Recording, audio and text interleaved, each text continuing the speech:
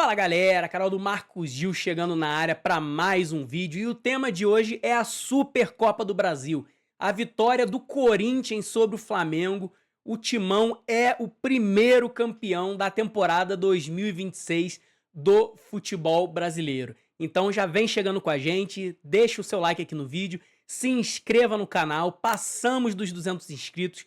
Muito obrigado a todo mundo que vem demonstrando seu apoio nesse início do canal do Marcos Gil. Também já vou deixando aqui embaixo as minhas redes sociais. Eu tô lá no Instagram, no Twitter e no TikTok. Em todas essas redes eu sou @omarcosgil. Já vai me seguindo por lá também, porque em breve vai ter muito conteúdo sobre esporte e principalmente sobre futebol para você curtir. Beleza? Bem, entrando aqui já no duelo da Supercopa do Brasil, vitória do Corinthians por 2-0 para cima do Flamengo, gols de Gabriel Paulista e Yuri Alberto, uma conquista que foi muito merecida do Alvinegro Paulista, um jogo que, na minha visão, foram de dois tempos bastante distintos entre si. Eu vi uma primeira etapa muito equilibrada. O Corinthians, logo no primeiro minuto de jogo, já teve uma boa oportunidade numa chegada pelo lado direito do ataque, no cruzamento do Yuri Alberto, que o Memphis não conseguiu alcançar a bola para finalizar. Pouco tempo depois, ali nos 14, 15 minutos, o Flamengo chegou também numa cabeçada que o Matheus Bidu impediu o gol em cima da linha e o Hugo defendeu o chute do Carrascal no rebote. O Neneca, que logo depois também fez uma boa defesa num lance do Pedro, que recebeu o passe do Arrascaeta, girou para cima do Gabriel Paulista. Ele até tinha o Plata chegando ali pela direita, mas preferiu bater, acabou não batendo tão bem assim, e o goleiro alvinegro fez a defesa. E pouco tempo depois, o Corinthians chegou ao seu primeiro gol, uma jogada muito bem ensaiada pelo técnico Dorival Júnior. Jogada de escanteio que o Memphis cobrou curto, a bola chegou até o Mateuzinho, que jogou a bola na área em direção ao Gustavo Henrique, que ganhou facilmente do Varela no alto e escorando para o Gabriel Paulista chegar batendo de primeira e abrir o placar para o Timão. Dali para frente, o Corinthians ditou o ritmo do jogo. O Flamengo até teve mais a bola ao longo da partida, teve 58% da posse de bola o time do Felipe Luiz, mas a bem da verdade é que conseguiu construir muito pouco. O time do Dorival Júnior conseguiu neutralizar muito bem as jogadas do Flamengo, principalmente no meio campo. Houve uma falta de conexão muito grande ali dos dois jogadores que formam a linha de volante do Flamengo, o Eric Pulgar e o Jorginho, com o resto da equipe, principalmente o Arrascaeta. Então o Corinthians soube controlar bem o jogo ali no meio-campo e foi muito ameaçador nas jogadas de contra-ataque. E muito no ritmo do Bidon, que é um dos destaques do Corinthians desde o ano passado e, na minha visão, foi o melhor jogador em campo nessa tarde de domingo. Ele que ditou o ritmo ali no meio-campo, cadenciava o jogo no momento que a partida pedia um pouco mais de desaceleração da equipe do Corinthians, mas que também sabia ser agudo, dava a velocidade necessária quando o Flamengo oferecia os espaços, tanto que foi dos pés do Bidon que saiu o contra-ataque, que quase aumentou o placar para o Corinthians ainda no primeiro tempo, numa jogada que o Bidon subiu pelo lado direito e deu a bola para o Memphis dentro da área bater para uma boa defesa do goleiro Rossi.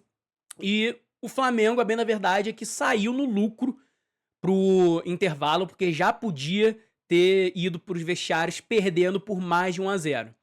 E a bem da verdade é que esse lucro foi-se embora muito rápido, porque antes mesmo do início da segunda etapa, o Carrascal foi expulso, uma jogada completamente tola do colombiano, ali já no final do primeiro tempo, no apito final, inclusive. Ele e o Bidon estavam no agarra-garra e o meia do Flamengo fechou a mão e fez um claro movimento de agressão à direção do jogador do Corinthians. O VAR não conseguiu analisar a jogada naquele momento, mas na volta para a segunda etapa, o juiz foi chamado ao monitor, reviu o lance e, sem a menor sombra de dúvida, cartão vermelho muito merecido, que condicionou todo o segundo tempo.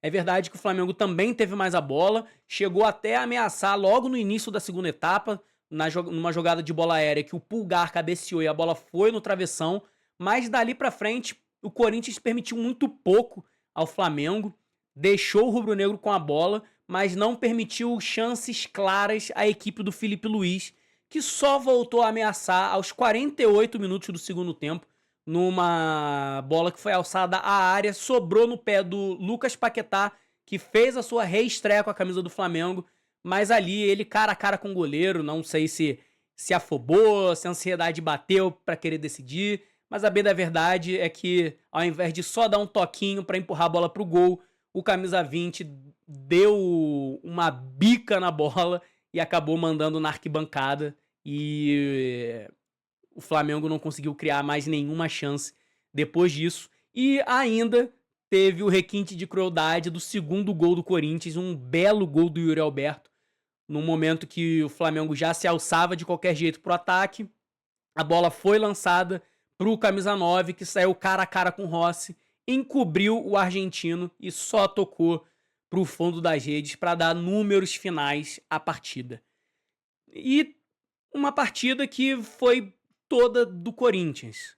O time paulista demonstrou um alto nível de competitividade, ganhou praticamente todos os duelos desde o início da partida. Dorival armou o meio-campo com Bidon, André, Ranielli e Carrídio. E a verdade é que esse quarteto dominou o meio-campo do Flamengo. Se o Jorginho e o Pulgar até apareceram bem defensivamente, a bem da verdade é que conseguiram criar muito pouco ofensivamente, tiveram muita dificuldade de encontrar as peças de ataque do Flamengo, que estavam muito bem marcadas pelos jogadores do Corinthians. De novo, Bidon. Que jogador é o Bidon? Eu, pessoalmente, gosto muito dele. Acredito que é daqueles jovens que não vai ficar muito tempo mais no futebol brasileiro. Mas como ele joga, muito eficiente na marcação. De novo, foi o motorzinho desse time do Corinthians, acelerando e desacelerando nos momentos certos. Melhor jogador em campo. Teve ao seu lado o André, um garoto que está surgindo muito bem. Fez mais uma partida muito boa com a camisa do Corinthians. Ganhou praticamente todas no meio-campo. Todas no meio-campo. Foi muito importante para essa competitividade do timão na partida. E, de novo, o Yuri Alberto, que é daqueles jogadores que vive um caso de amor e ódio com a torcida. É um jogador que é muito capaz, mas que às vezes passa por longos períodos entregando um pouquinho abaixo do que a gente sabe que ele tem capacidade. Mas nos momentos grandes ele aparece, fez mais um gol em final e é um dos principais rostos desse time do Corinthians, que fechou muito bem a temporada 2025 com o título da Copa do Brasil e começa muito bem 2026 levando a Supercopa.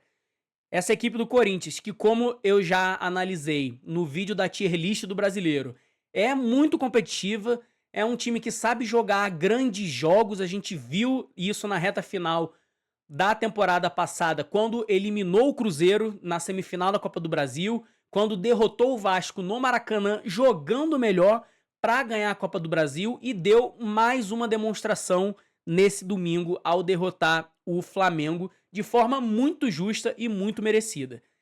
É uma equipe que certamente tem totais condições de brigar pelos títulos em competições de mata-mata, mas que talvez sofra um pouco com a falta de profundidade de elenco para brigar no Campeonato Brasileiro. Acredito que tenha jogadores o suficiente para fazer um bom papel. Acredito que o Corinthians vai figurar na parte de cima da tabela, vai ser um dos candidatos à vaga direta em Libertadores.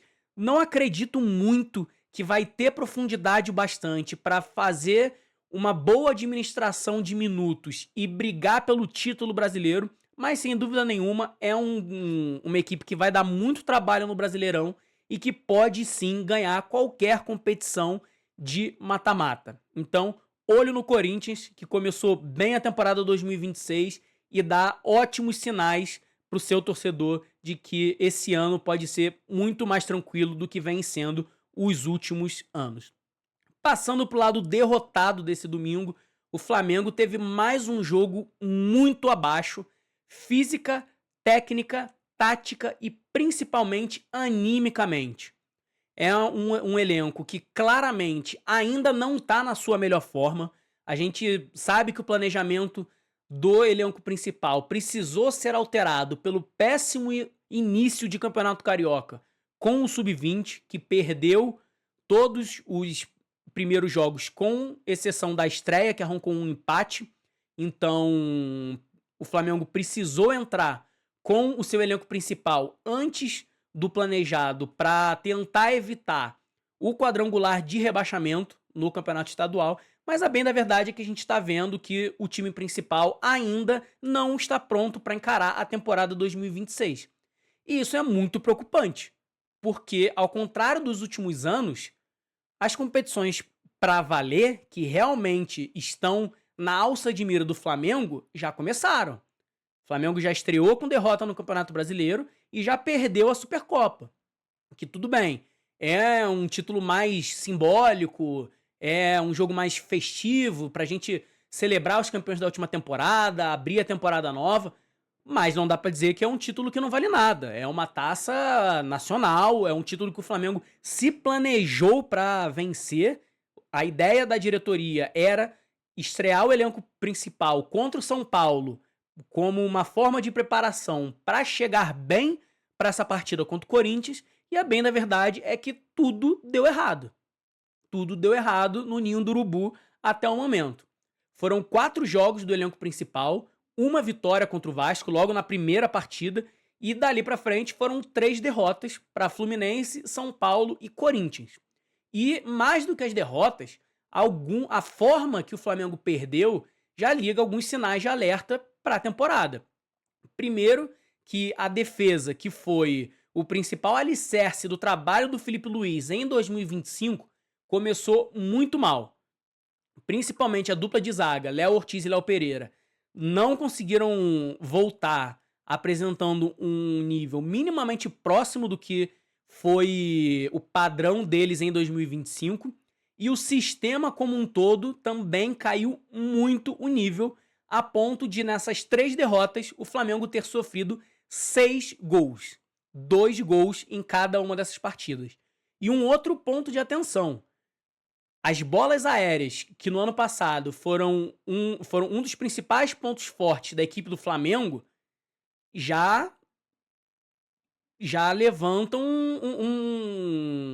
uma grande preocupação, porque nesses 3 jogos a equipe rubro-negra levou gols em jogadas de bola alta.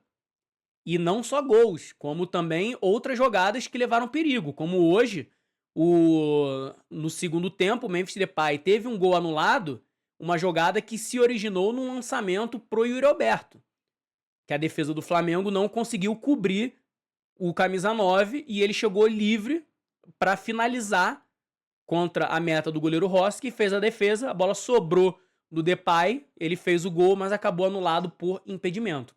Então, sinal de alerta ligado no Ninho do Urubu, porque o Flamengo não começou bem a temporada e, de novo, vale esse alerta. Em 2026, ao contrário dos últimos anos, as competições que o Flamengo, de fato, almeja ganhar, começaram cedo. O Brasileirão já começou, a Supercopa do Brasil já foi, daqui a pouco tem Libertadores e o Flamengo precisa acordar para a vida.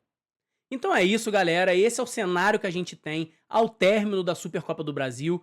Claro que não é uma situação irreversível que já tenha decretado o que serão os anos de Corinthians nem de Flamengo. Não é porque o Corinthians foi campeão da Supercopa do Brasil que agora é o grande favorito a todas as competições. Assim como não é porque o Flamengo perdeu a Supercopa e teve uma estreia ruim de Campeonato Brasileiro que deixou de ser um dos principais, ou talvez o principal favorito aos grandes títulos dessa temporada, mas é sim um jogo, mais um jogo, na bem da verdade, que dá alguns sinais para essa primeira metade de 2026. Do lado vencedor, sinais positivos, torcedor do Corinthians tem motivos para comemorar, tem motivos para estar otimista com a temporada do Alvinegro, e do lado rubro-negro, sinais preocupantes. Torcida tem sim por que se preocupar. Ainda não é caso de crise na Gávea, ainda não é caso de pedir cabeça do Felipe Luiz, muito longe disso, mas ligar o sinal de atenção, porque senão pode ser tarde demais quando o Flamengo decidir acordar.